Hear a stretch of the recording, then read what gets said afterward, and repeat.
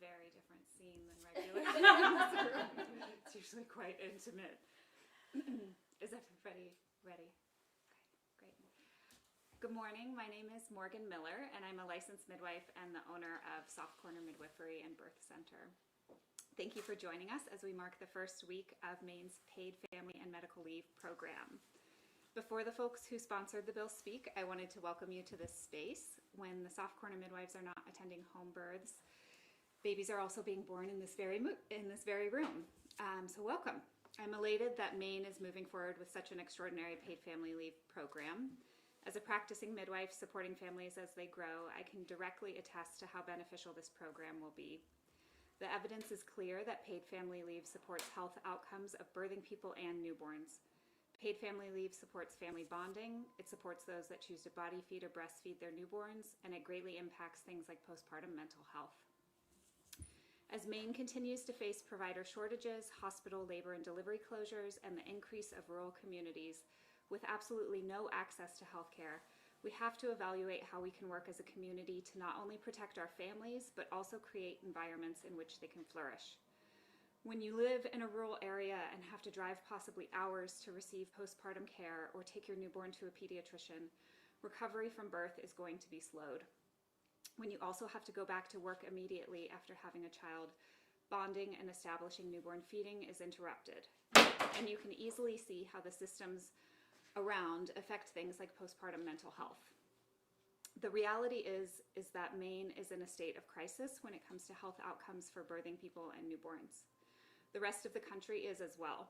Maternal mortality rates are 10 times higher in the US than in countries like Australia, Japan, and Spain. These numbers are heavily weighted for BIPOC communities. What's worse is that research reviews suggest that 80% of these deaths are preventable. They're preventable when we actually start to take care of one another. Creating time, space, and financial stability for growing families is essential. Maine's Paid Family Medical Leave program is one step closer to an answer. I'm someone who works with expecting postpartum families at both amazing and sometimes disruptive moments in their lives. When Maine's law was signed, I celebrated. Maine's program will offer a paid leave option of up to 12 weeks for medical reasons or the birth of a new child. The healthcare perspective on this is easy to see. But as a small business owner, I can sympathize that if other businesses initially had nerves over how a program like this might affect their bottom line. It's a great relief to know that in our state, the law was written to be friendly to Maine's many small businesses, including Soft Corner, a small business of under 15 people. The 0.5% contribution is waived for our business, while employees will contribute 0.5% of their quarterly income into the program, making them eligible to be able to take paid leave if they ever needed it. It makes it an affordable benefit for both the employer and the employee. Financially, the numbers crunch. Employee retention rates are everything to smooth business operations, and new employees are drawn to businesses that help take care. I wrote supportive testimony back when the initial bill was debated in the Maine legislature because I believe in it. I'm ecstatic that Maine's Paid Family and Medical Leave is finally going into effect. Now I'll turn it over to Representative Kristen Cloutier of Lewiston, who helped author this Maine law. Hi, good morning, everyone. I am Kristen Cloutier. I represent House District 94, which is part of my hometown of Lewiston. And I was the House co-sponsor of the bill that created the Paid Family Medical Leave program in the state of Maine. And I've had the great pleasure of working alongside my colleague, Senate President Mattie Daughtry, for the past 4 years on this program. I come at this from a very different perspective. So while I am the mom of a 16-year-old daughter who basically has grown up with me in the legislature, I also was the daughter of a mother with Alzheimer's and who had been living alone in Florida and who came to live with us in the later part of her life. And I was fortunate enough to work for an employer who allowed me to bring my mom to work with me, many times sitting in my office and reading while I was doing my job. And while that was lovely, it wasn't the most effective or efficient system for me or my employer to have her there with me. And so having a paid family medical leave program was really important to me as that daughter and as that mother. who was caught sort of in that sandwich generation of taking care of both a child and a parent. I was fortunate to have that employer. It also became very apparent to me that the majority of people in the state of Maine did not have that benefit and did not have that opportunity. And so my passion for the program comes from a place where I was fortunate to have that benefit and recognizing that the majority of people in the state of Maine do not, and that they don't, and that employers could not be that flexible in the majority of instances in the way that mine was. And so I am really, really excited to be here in this space where babies are born, but also want to recognize that this program is really important to folks who are on the other end of the spectrum as well. And to those who are looking to take care of themselves when they themselves are sick. And so I will now turn it over to my colleague, Senate President Daughtry, and thank you all for being here with us today. Thank you. Good afternoon. My name is Mattie Daughtry, and I have the great honor of serving as the Maine Senate President. I also am a small business owner who works in hospitality, and I employ folks under 15, but I'm also hoping to expand my business and know that benefits like this are crucial to attracting and retaining employees. So thank you for joining us as we mark our first week of Maine's paid family medical leave program going live. So what's happening? Our contributions to this program for all Mainers start this week. Currently, the landscape that we exist under is most Mainers don't have access to this type of leave, even unpaid leave. For a Mainer to be able to access time off under FMLA, the federal program, they must be with an employer with over 50 employees. The backbone of Maine are small businesses, and as a small business owner myself, I know how hard it is to be able to offer these types of benefits. How'd we get here? As Representative Cloutier alluded to, we spent over 4 years working on not only a commission that was made up of citizens from across our state, as well as employers from both large and small businesses, as well as healthcare providers and legislators. We looked at every single possible model, from voluntary to ones in other states. We're in this really sweet spot where we are not the first ones to do this program, so we could learn from other states and countries, but really design a program that works for Maine. Maine is the only state in New England until this became law that did not have access to this type of program. Even our neighbors to the north, Canada, have this program as well. So we were in a unique place where you could literally drive over our state lines and access paid family medical leave, but not here in Maine. So we took this piece of legislation after the commission on the road, meeting with different employers, meeting with different Mainers, hearing stories from people who were dealing with military deployment, hearing from folks who are having and welcoming a new member of their family. We're hearing from folks who were suffering with a terminal illness and had to drop out of their jobs and lost their homes because they were not able to make their mortgage and be able to meet the care they needed. And what we heard, no matter whether it was in Lubec or Wallagrass or someone from Kennebunk, was that Mainers often are having to choose between taking care of their loved ones and themselves or financial disaster. And what we learned was we needed a program to make sure that Mainers can thrive. So we're excited that it is now law and that we've been going through the rulemaking process. This week, we have our contributions go live. Let me share what the ramp-up period that we're in has looked like in other states. So one of the key things that's really exciting about this is that we can talk to other states and HR and payroll companies and really learn from them. So we will be able to, as Mainers, to be able to follow along with the program. The way I think of this period is we're saving up. We do things like save for a house, save for a vacation. Right now, all of our contributions into this program is our money that we're using to save to take care of ourselves. This money cannot be accessed by anything else. It has an authority. It has what we essentially call the watchdog, which has the fiduciary authority to be able to watch over this money, so that when you, every single Mainer, has something happen in their life, whether it's surgery, whether it's an illness, whether it's taking care of a loved one, or whether it's the happy event of welcoming a child like has happened in this room, that you will be able to have that money. So soon businesses will be able to log into a portal set up to go live this week at maine.gov/paid leave. I'll say that again because there's a lot of resources on that website. It's maine.gov/paid leave to start participating in the benefit program. They can also start advertising now that Maine businesses have a paid family and medical leave program to be able to recruit employees.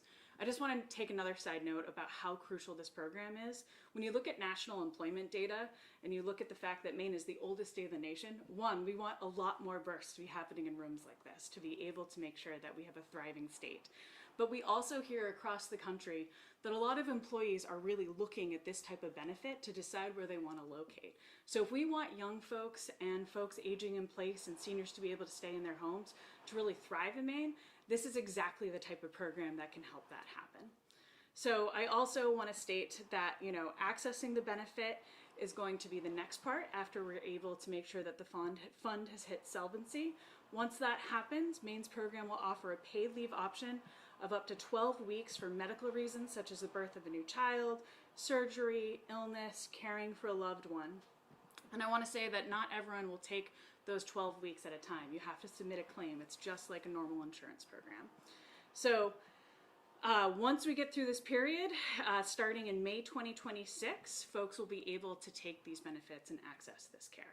The other thing I want to make clear is that if you're an employer that is already offering this type of program, one, thank you. Second, we built this program to have a robust private free market option so that employers can keep offering that type of care and be able to offer the benefits that they know work for their employees. That will be able to continue. And something that I think is really passionate for both myself and other small business owners is self-employed Mainers can sign up and have access to this benefit, which is something that self-employed individuals really almost never have access to as well.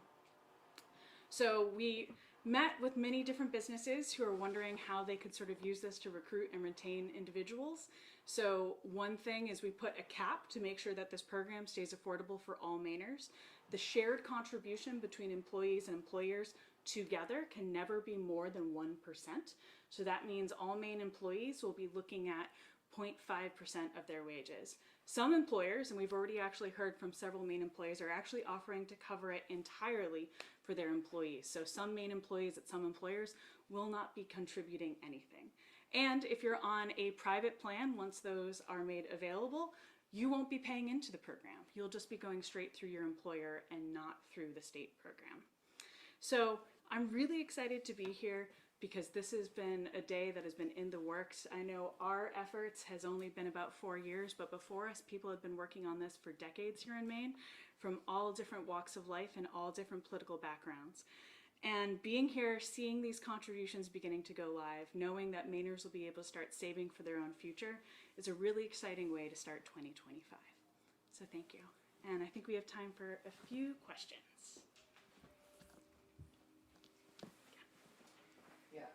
So last month, Republicans filed emergency legislation to potentially repeal this program. What could that mean for its future, and are you guys all worried about that? Well, like any bill in Maine, one thing I'm proud of is every bill does have a hearing, and it'll go through the same process that our piece of legislation did as well. But what's clear is that Representative Morris and other folks are seeking to abolish the program before they even give it a chance to work and not being part of the conversation. I really urge them to be part of the solution and dig in and recognize that this program was built at looking at not only 12 other programs across this country, but also doing a lot of work with private employers and private insurance plans. We have an option that provides both a free market private insurance place, a state program for those who can offer, for those who can't access it through their employer, and also for self-employed individuals.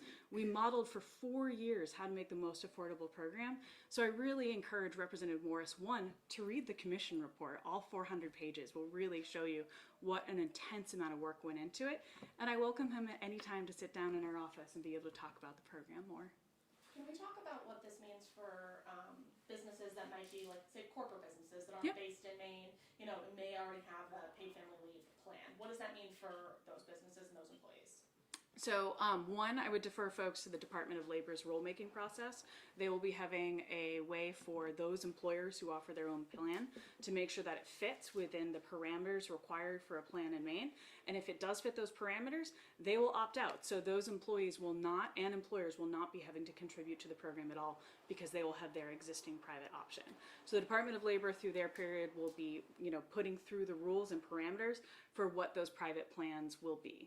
And then for, employers who do not have a private plan, they will be able to access the state program like the rest of us. And when is that rulemaking period last until?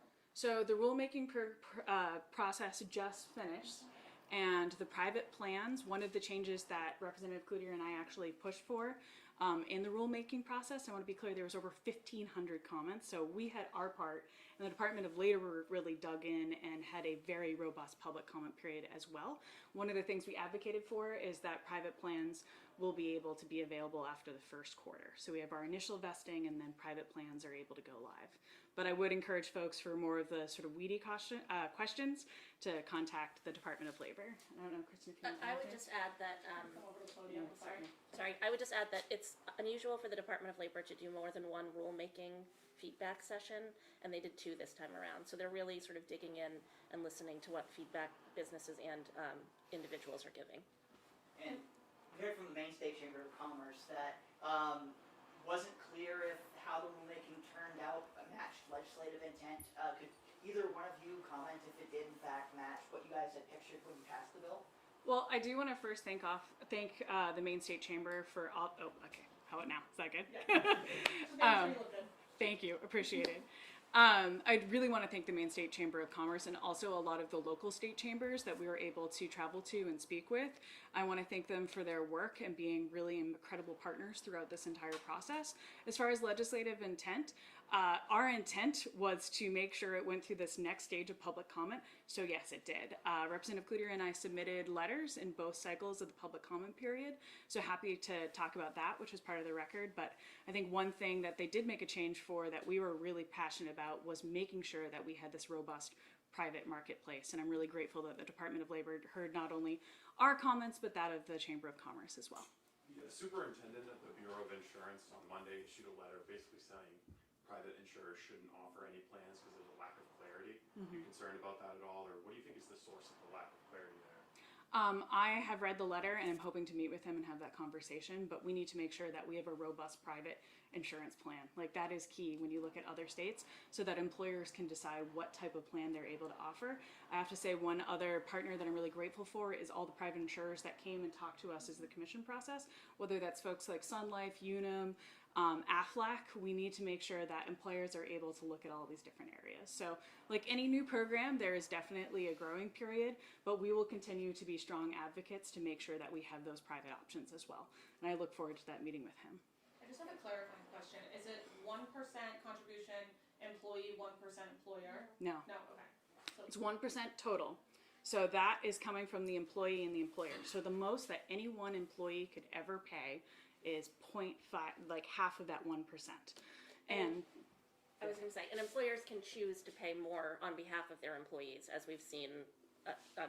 CMMC, I think, just sent a letter out saying that they're going to pay the full amount for their employees as well. it's a full 1%. full 1%, but no one Total. total. Okay. And the, oh, sorry. No, I was just gonna say, are you concerned that once that starts coming out of people's paychecks, that there might be some backlash to people who are unaware or didn't realize they were gonna see a little bit of a reduction? I think it will definitely be a little bit of a learning curve, but hopefully if the program is working the way it should, once the benefits go live, people will be able to see that type of investment. And I also challenge all of my colleagues across the aisle that we continue to work on all different types of legislation that help make our quality of life better and that it's more affordable to live in Maine. So I remain committed to trying to make sure that Mainers are able to get the best way to be able to stay here and be able to get robust paychecks as well. And just a clarifying question, is that 12 weeks within a lifetime or 12 weeks, when could that reset if that? 12 weeks within the calendar year. And I want to be clear, this isn't something you immediately take. It's just like an insurance program. So let's say Steve knows that he has a surgery coming up and he has it in 3 months. He knows he needs to take time off from his employer. He has to, under the law, provide notice to that employer that it's going to happen, first and foremost. Second, then he would submit the claim into the insurance program. They would see if it is a real surgery claim, and if it's approved, then he'd be able to get the wage replacement.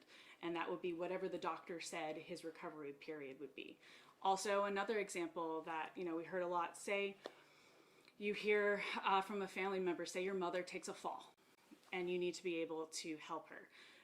You'll contact your employer just like you would normally, and then you go through the submission process. And you might only need to be with that family member for 48 hours, but that's still 48 hours that you could potentially be without a paycheck. So retroactively, you'd submit that claim to the administrator, they'd vet the claim, and then they'd be able to pay out. And that makes sure that, it's being taken for the purposes of the law. And the big difference is employers are already doing this. We have employees, life happens. And the difference is sometimes as an employer, you want to be able to give that leave, but you can't afford to keep them on the payroll. You can't pay them while they're out. This enables them to be able to not only care of themselves and their loved ones, but enables them to stay on with you and be able to have access to a paycheck.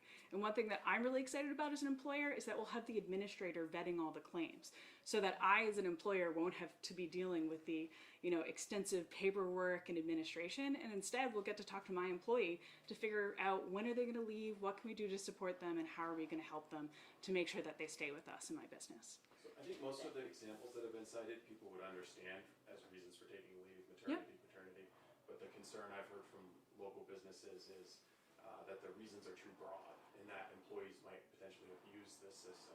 What protections do you think are in place in case of employees taking leave, taking advantage of the leave program?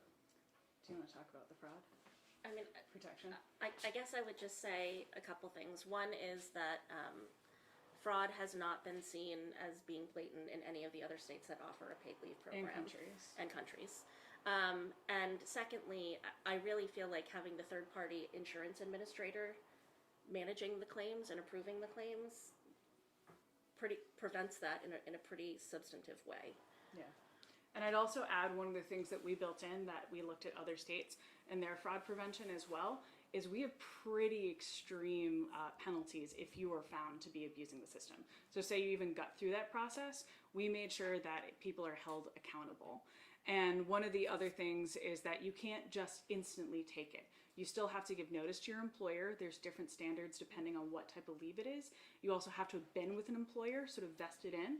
You can't just take it automatically, and that you have to have documentation for that. It really weeds out a lot of what potentially could be misuse of the system. And frankly, I wish more programs were run this way, where there's, a way to make sure that things are being documented and that people are able to get the leave and the care that matches the cause that they're going out for. So I'm excited for once the program goes live that we can all, sort of see how that works, how the documentation process goes. But I think the heart of the program and the number one thing that's going to make it successful is conversations between employees and employers and making sure that folks are really meeting people where they're at, that, as an employer, that, employees are making sure that we're having those conversations and that it's a two-way street. And this might be a question for like a private employer, but Yeah. so say an employer offers paid family leave and they're also opting into the state program. Yep. Is there a way for those employees to take maybe 24 weeks at some point?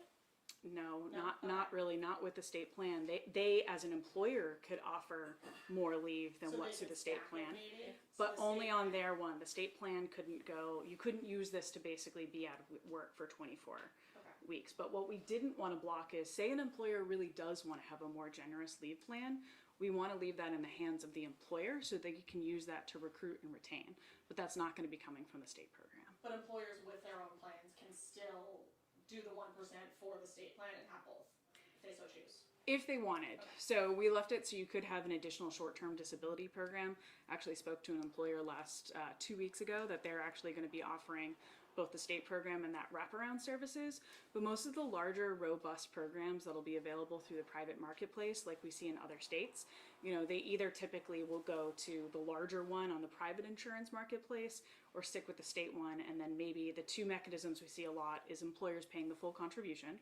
So employees aren't paying any of the contribution. And the other one is a wraparound sort of additional rider, basically. So. I don't know if this falls under the fraud category, but what happens in the event someone takes 12 weeks leave and then decides to resign at the end of that period? Is there any kind of clawback of the payments that they received, or is it effectively just like a separation bonus for anyone who wants it? I wouldn't call it a separation bonus, and they'd have to have proven that they are going, through the vetting process with the administrator, that they're actually retained with that employer. One of the things I'm going to be paying attention to when the program goes live is exactly that and how that works for the administration. But one of the other things about the program is it captures all of your income. So if you're a gig worker working 3 different jobs, one of those jobs might be part-time and might be something that you're not able to go back to till later. But the other thing is, unlike other programs that are potentially fully fronted by the employer, like we're all contributing to this as well. So employees have put that money in. But yes, we're going to keep an eye on to make sure that folks aren't able to sort of abuse the situation. But something else that could happen is you might have someone who is out on surgery. The surgery goes through and it's clear that they're not able to work. Maybe they're dealing with a terminal illness. So that's another thing that you have to be able to balance through, and why I think it's so important to have all the guardrails, whether it is the Paid Family Medical Leave Authority, which is a board that has teeth. It has a fiduciary duty to protect this fund of all of our money, and also the fraud prevention, the appeal process to the Department of Labor, and also having a quality administrator. We built in layer upon layer upon layer of protections to make sure that this program is not only affordable, fair, and accessible for all Mainers. I don't know if you want to add anything. Probably time for one or two more questions, and then. Well, you mentioned you wanted to see more babies. Any more pro-babies policies coming from the 132nd legislature? Cloture is on January 10th, and I would very much love to sit down with you later to talk about everything we're trying to do to make sure that, folks can really thrive and that we can have more babies here in Maine, because honestly, yeah, we're supporting families. I mean, as someone who, grew up in Maine, you know what this is like as well. Like, this is a pretty magical and amazing place to live. And having been a child in Maine, who doesn't want to be able to grow up here? So yeah, no, I think I can speak for both of us that we're committed to more pro-family and pro-happy baby bills as well. So, any other questions? Thank you all. Thank you. I'm sure we'll have more time to talk and questions once everything goes even further live. So thank you for your time today. I'm also living